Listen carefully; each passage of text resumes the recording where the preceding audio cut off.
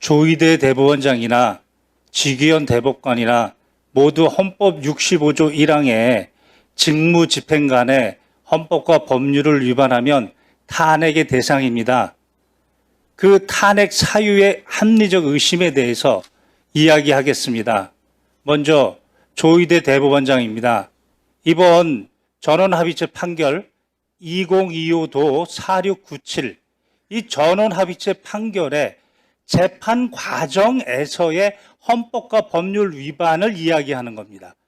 그 전원합의체 판결의 평이나 합의 내용, 어떤 대법관이 어떤 이야기를 했느냐 이것을 문제 삼는 것이 아닙니다. 이 사안에서 가장 중요한 것은 2025년 4월 22일 대법원 2부 소부에 배당은 됐습니다. 그렇지만 심리의 기회를 주지 않고 2시간 만에 전원합의체에 회부했습니다. 그리고 그날 심리했습니다. 1회 심리했습니다. 그리고 4월 24일 날 2회 심리하고 표결했습니다. 그리고 5월 1일 날 선고를 내렸습니다. 지금 문제를 삼는 것은 대법원에서 전원합의체 판결에 대해서 이미 종결된 이 판결 과정에 대해서 문제를 삼고자 하는 겁니다.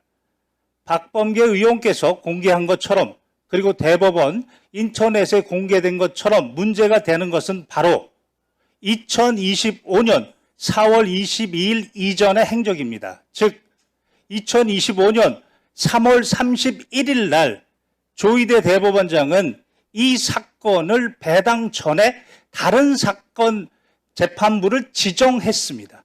즉 배당 전에 미리 심리를 하게 한 겁니다.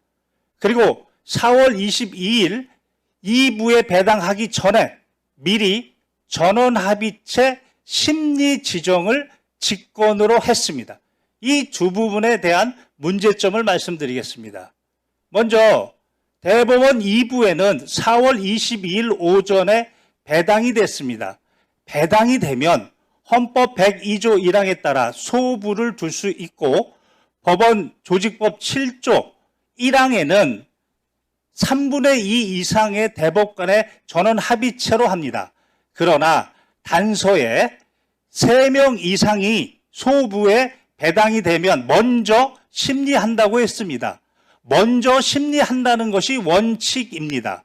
그러면 4월 22일 날 배당되기 전부터 3월 31일 날 누군가가 먼저 심리하고 있었습니다. 이것은 헌법이 보장하는 소부의 심판권을 침해했습니다. 그리고 소부는 먼저 심리를 하다가 4가지 사유, 다시 말해서 명령규칙이 헌법에 위반됐는지, 명령규칙이 법률에 위반됐는지, 지금 해당 대법원 판결을 변경해야 되는지, 아니면 소부에서 심리하는 게 부적당한지, 이렇게 심리를 한 다음에 전원합의체에 회부하는 겁니다. 그런데 이런 절차도 없이 배당 전에 미리 4월 22일 당일날 전원합의체 지정, 이렇게 직권으로 심리를 지정하였습니다. 이 부분은 대법원의 내규, 즉 대법원 전원합의체 심리 절차에 관한 규정, 심리 절차에 관한 내규입니다. 2조에 따르면 전원합의체 사건을 지정하려면 최소 10일이 있어야 됩니다. 그것도 위반했습니다. 22일 날 배당 전에 심리하고 그리고 그날 심리를 한 겁니다. 그리고 그날 이틀 동안에 6만에서 7만 쪽의 기록을 보았다는 건지 보지 않았다는 건지 그 로그 기록에 대해서는 공개하고 있지 않습니다. 분명히 헌법 12조 1항의 적법 절차 위반에 문제가 생길 수 있습니다. 그리고 더 중요한 것은 전원합의체 판결이라고 했습니다. 2025도 4697. 그러나 판결이 변경된 게 아무것도 없습니다. 기존의 2019도 13328, 즉 항소심에서 무죄를 선고했던 그 전원합의체 판결 그대로입니다. 그럼에도 불구하고 10일의 지정기간도 무시한 채 이것은 대선에 정치적 중립이 아니고 정치적 선택으로 뛰어들었다는 의심이 충분히 가능합니다. 또한 헌법 103조 사항에는 대법원과 각급 법원의 조직은 직무 범위까지입니다. 법률로 정한다고 했습니다. 즉 이 법률이 형사소송법 383조입니다. 여기에는 법률심을 하라고 했습니다. 그런데 항소심에서 김문기의 발언은 그것은 안다 모른다 의견이다라는 그것은 사실이다. 그리고 허위사실이다. 이렇게 사실심리를 했습니다. 그리고 백현동 발언에 대해서는 그것은 구체적 사실이 아니고 항소심의 경우에는 구체적 사실이 아니고 다소 과장된 표현 의견이다를 대법원에서 사실이고 허위사실이라고 명시적으로 사실심 판단을 했습니다.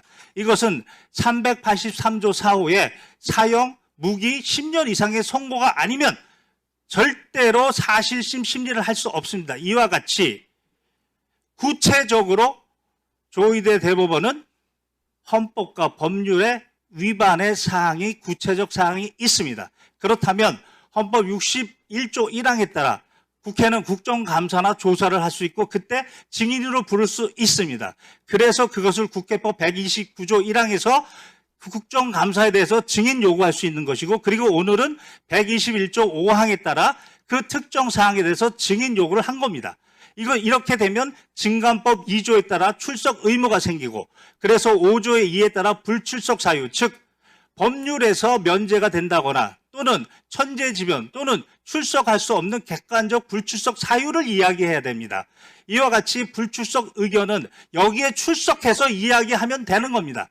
그럼에도 불구하고 출석하지 않으면 국회 증감법 12조 1항에 따라 불출석의 죄 3년 이하 징역 1천만 원 이상 3천만 원 이하 벌금에 처해질 수 있습니다. 제 시간은 이제 다 된 것 같습니다. 직위원 부분은 시간이 안 돼서 생략하겠습니다.